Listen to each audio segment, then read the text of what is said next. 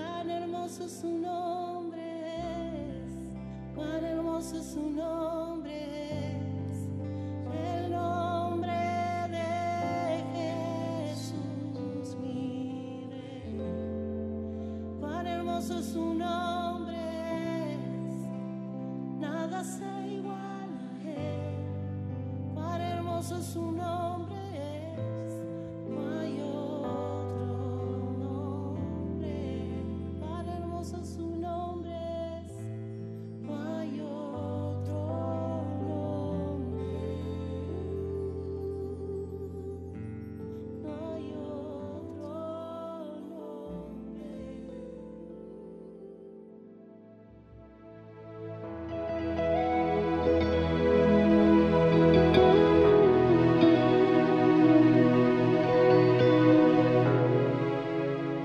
Amados hermanos, qué lindo poder estar juntos otra vez. Gracias a Dios solamente me acompañan dos hermanos preciosos para ayudarme a grabar. Pero sé que hay muchísimos hermanos a los que extrañamos porque hace tiempo que no tenemos un contacto físico y porque estamos en cuarentena, pero esto nos permite extrañar y valorar a los que no están tan cerca como para que le podamos dar un abrazo más efectivo, más entrañable. Bueno, venía hablando de algo más allá de la oración. Digo, la oración tiene significado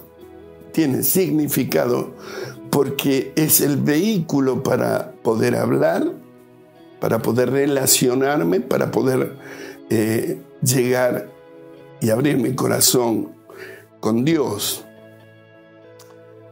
Y también habíamos compartido que el pecado es algo que separa a Dios definitivamente del hombre. La muerte expiatoria de Cristo es la que nos hace otra vez, nos acerca al Padre. Dice 2 de Corintios capítulo 5 que Dios estaba en Cristo reconciliando, volviendo a unir todo lo que se había roto, volviendo a unir en Cristo todo lo que estaba separado, y nos dio a nosotros el ministerio de la reconciliación, que era que Dios estaba en Cristo reconciliando consigo al mundo. Dios, qué tremendo, porque no estamos cerca de Dios porque nosotros decidimos ir al cielo. Estamos buscando a Dios y en Cristo lo logramos, porque Cristo, que es Dios, se hizo hombre y vino a la tierra. Es algo en lo que uno puede meditar con frecuencia, pero no sé si alguna vez vamos a comprender el tremendo valor que tiene que Dios mismo se haya metido en cuerpo, se haya sujetado a tiempo y espacio para venir finalmente dentro del tiempo y del espacio, llevar la peor parte, porque fue muerto, y no solo fue muerto por quienes no lo merecíamos, sino que lo mataron los que Él vino a salvar. No es muy fácil poder comprender esto. Ahora quiero decir, ¿se acuerdan cuando hablamos del tabernáculo? En el tabernáculo había un lugar donde podía estar la gente afuera.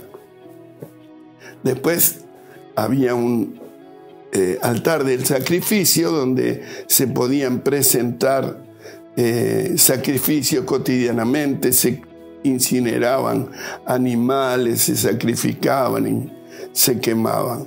Después de eso había un lavacro, el sitio donde los sacerdotes se lavaban las manos, y luego venía la primer cortina que daba acceso al lugar santo. Allí todos los sacerdotes tenían acceso para oficiar los servicios de culto. Ellos entraban ahí y ofrecían sacrificios. Ahí estaban el candelabro de 7 brazos, 6 y uno central.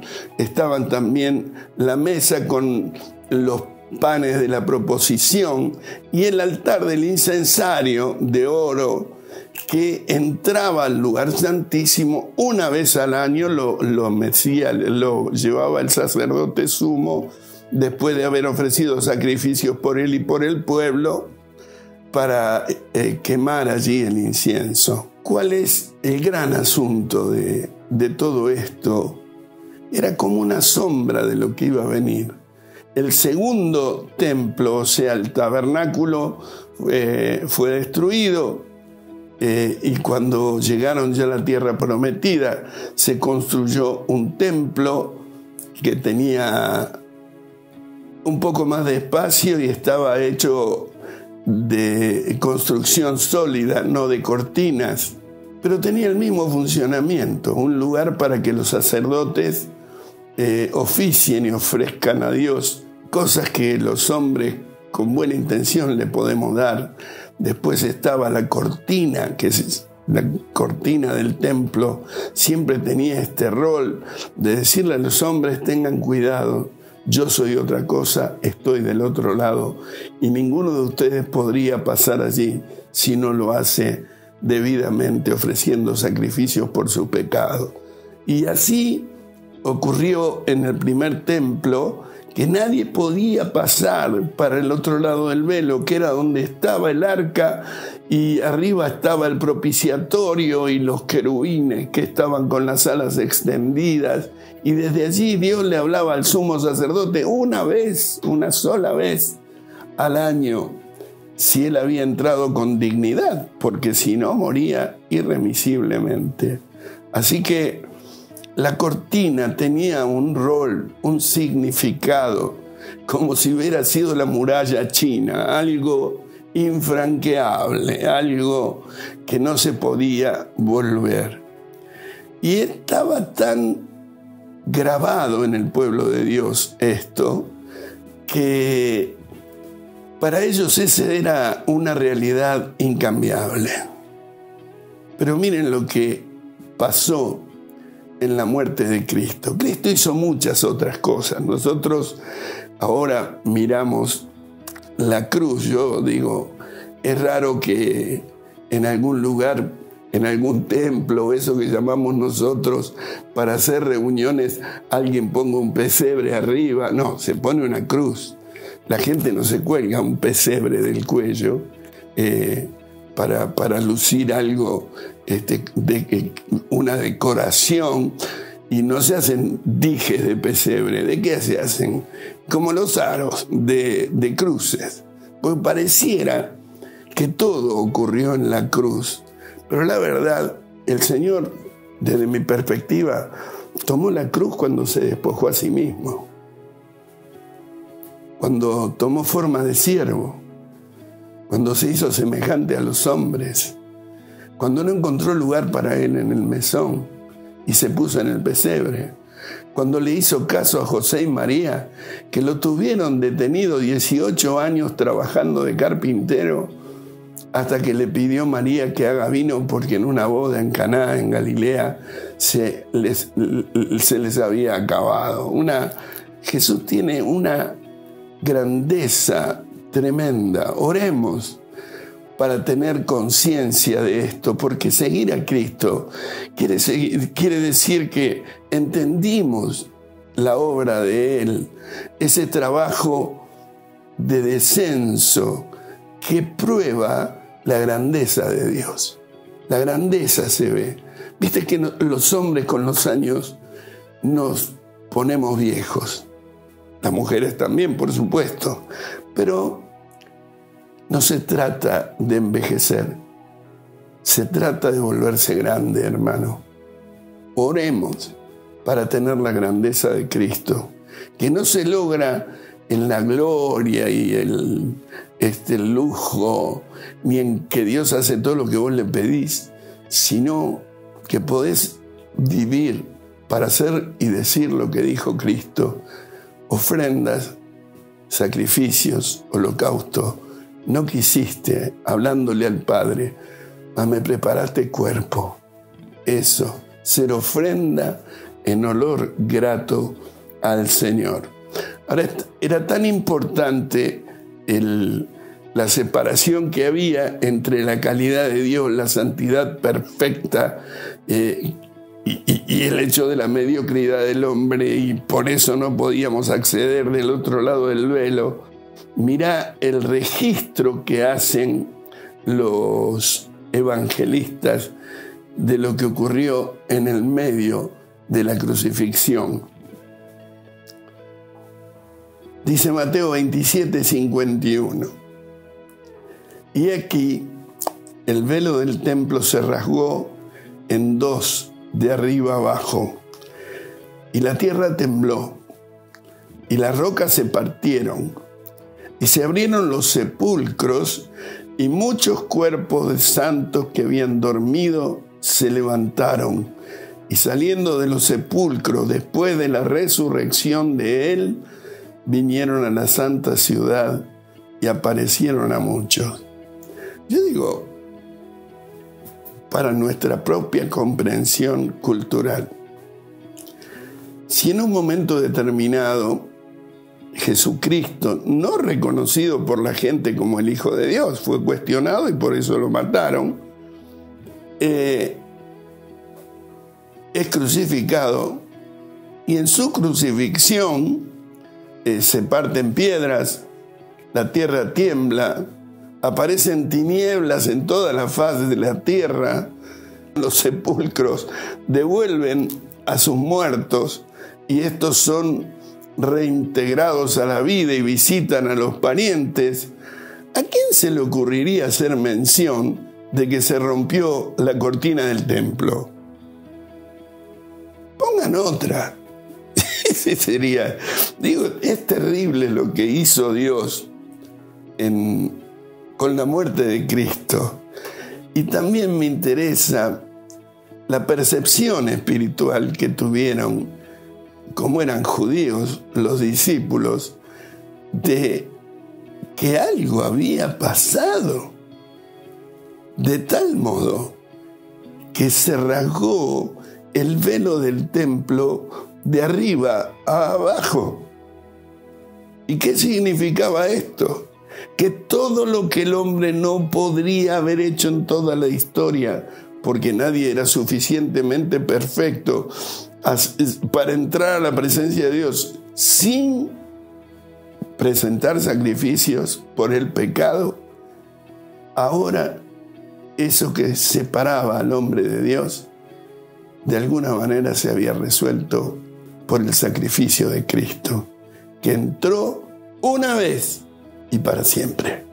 El sacrificio perfecto, el que entró para hacer por un solo sacrificio perfectos a los santificados. Digo, tremendo, tremendo. La tierra tembló, las rocas se partieron, se abrieron los sepulcros y muchos cuerpos de santos que habían dormido se levantaron, y saliendo de los sepulcros después de la resurrección, vinieron a la santa ciudad y aparecieron a muchos. Digo, ¿y qué más anotaron? El velo del templo se rasgó en dos de arriba abajo. ¿Qué dice Marcos? Marcos, uno de los evangelistas, por supuesto. Estoy por 15:33. Cuando vino la hora sexta, hubo tinieblas sobre toda la tierra hasta la hora novena. Y a la hora novena Jesús clamó a gran voz diciendo: Eloi, Eloi, lama sabactani. Y que traducido es: Dios mío, ¿por qué me has desamparado? Entonces el velo del templo se rasgó en dos de arriba abajo. Digo, pero tan importante era el velo del templo. Y sí, porque toda la vida proviene de Dios. Y si uno no puede acercarse a Dios en completa libertad, se pierde lo mejor. No se trata de orar 7 horas por día, de ayunar. No. Eso es otra cosa. Es una auténtica, genuina búsqueda de Dios. Pero es lo que te permite llegar a Él. Lo que te permite llegar a Él en completa libertad es esta situación, que supera las rocas partidas, la tierra que tiembla, las tinieblas sobre toda la faz de la tierra y los muertos que resucitan. Es Jesucristo rompiendo con su muerte el velo del templo para que vos puedas acceder en completa libertad a la presencia de Dios. Mira lo que dice Hebreos 4. Desde el 14, te leo. Por tanto, teniendo un gran sumo sacerdote que traspasó los cielos, Jesús, el Hijo de Dios, retengamos nuestra profesión, porque no tenemos un sumo sacerdote que no pueda compadecerse de nuestras debilidades, sino uno que fue tentado en todo, según nuestra semejanza. ¡Qué tremendo! Uno que fue tentado en todo según nuestra semejanza, pero sin pecado. Acerquémonos, pues, confiadamente al trono de la gracia para alcanzar misericordia y hallar gracia para el oportuno socorro. Y en Hebreos 10:22 dice, acerquémonos con corazón sincero, en plena certidumbre de fe, purificados los corazones de mala conciencia y lavados los cuerpos con agua pura. ¿Por qué hablo tanto de esta libertad que logró Cristo? Porque al menos en mi propia experiencia,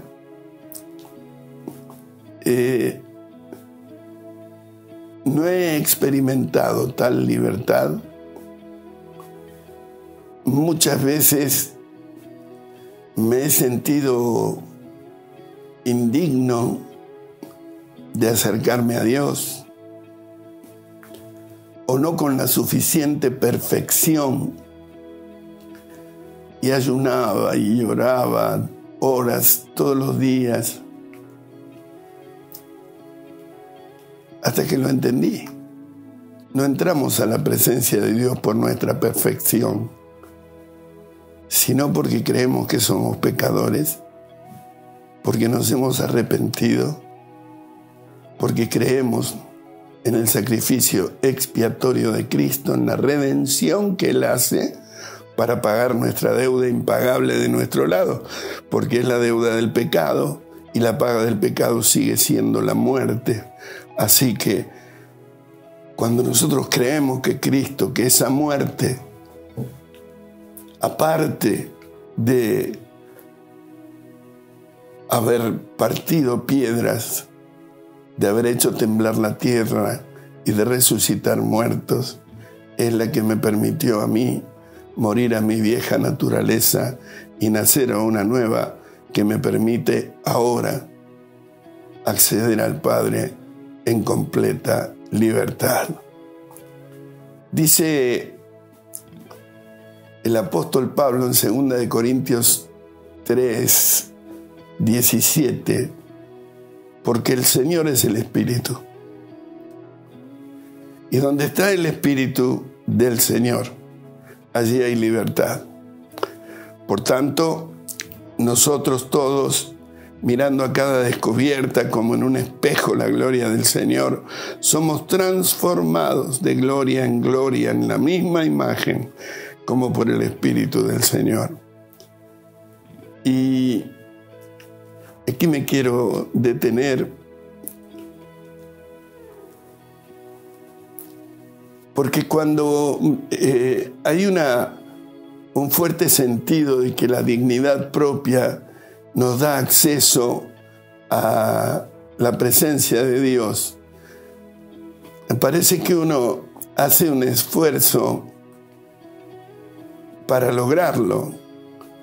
Y el esfuerzo es el sacrificio de Cristo, no nuestra virtud. Y lo bueno es llegar a Dios en completa certidumbre de fe, no tratando de parecer, sino expresando delante de la mirada del Señor nuestra persona tal y cual como nos ocurre.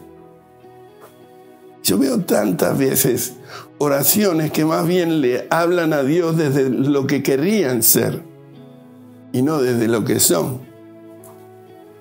Y digo, ¿qué pensará Dios, que es nuestro Padre y dio la vida del Hijo, para darnos acceso a su presencia por medio de Él, oyéndonos decir cosas que al observar nuestro corazón, Él podría decir, pero vos no sos así? Tal vez sería mejor decir lo que realmente sos, para que yo te lleve por mi gracia, por mi poder, por la obra del Espíritu, al sitio donde realmente deberías estar. ¿Por qué? Porque toda buena dádiva y todo don perfecto desciende de lo alto. Desciende, es un regalo, no una conquista, del Padre de las luces, en quien no hay mudanza ni sombra de variación. Qué verdad terrible para nuestra vida. Entonces lo que dice Pablo acá es que donde está el Espíritu del Señor, allí hay libertad, porque el Señor es el Espíritu. Y donde está el Espíritu del Señor, allí hay libertad. Por tanto, nosotros, todos, mirando a cara descubierta. La cara descubierta, ¿y qué es eso? Y es la cara como es. Es la cara tuya, la que tenés, la que te pasa. Tu persona con tus hechos.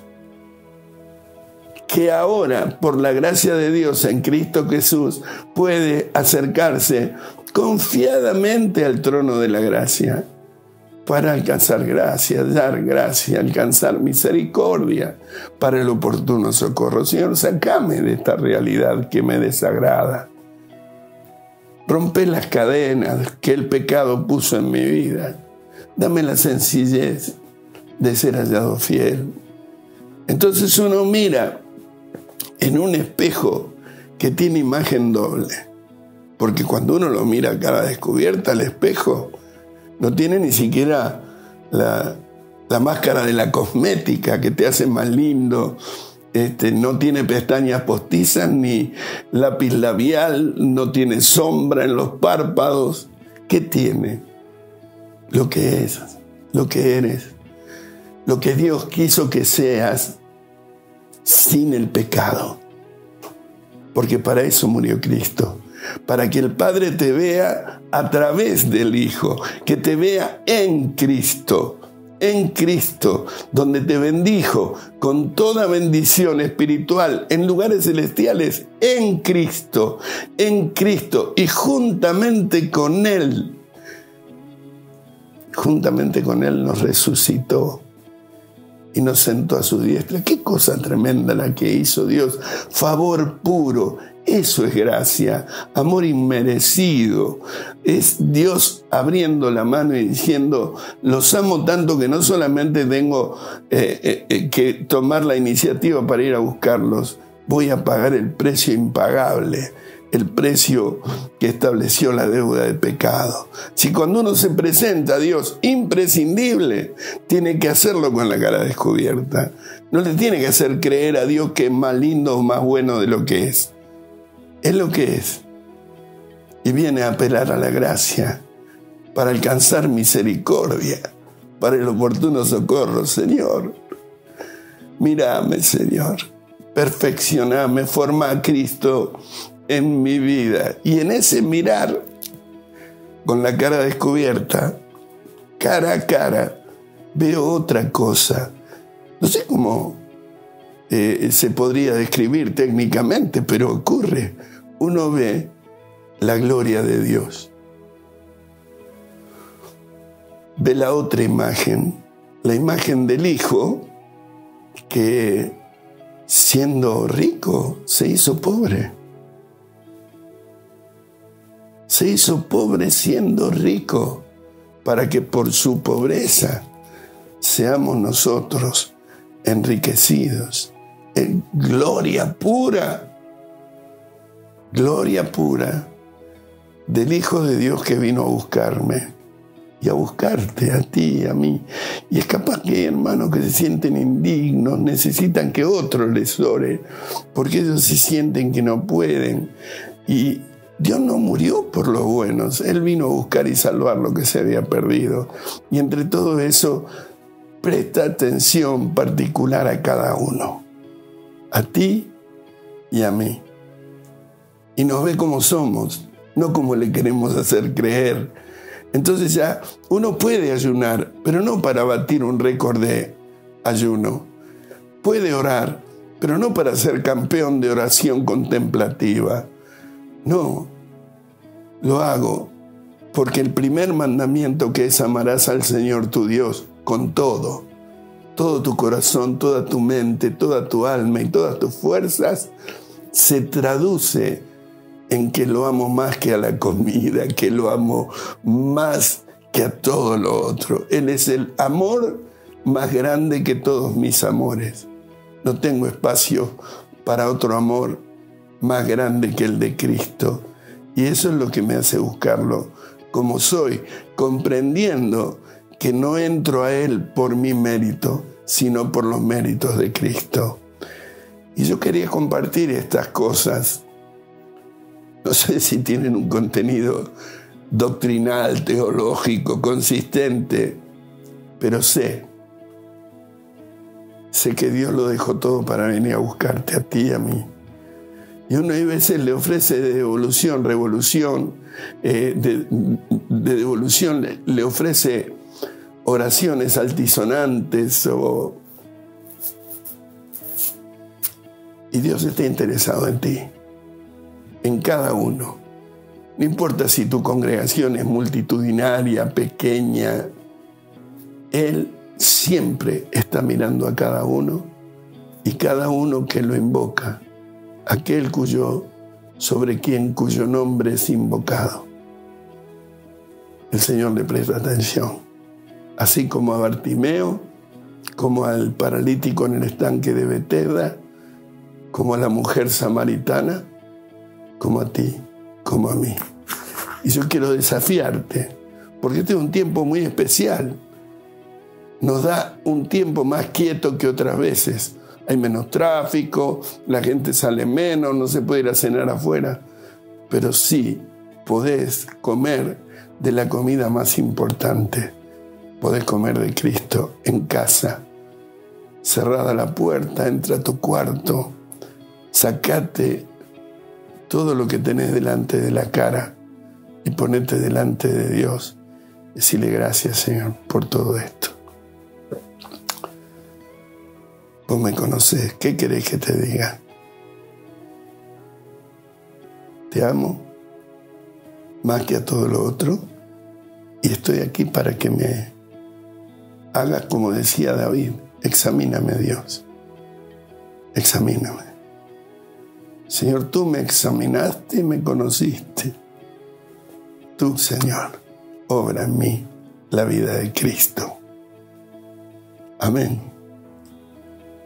Nos vemos siempre, o aquí o del otro lado después. No después de la pandemia, sino en la eternidad con Cristo. El Señor te ama y me ama a mí también.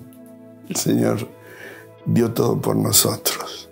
Entremos confiadamente, amados. Amén.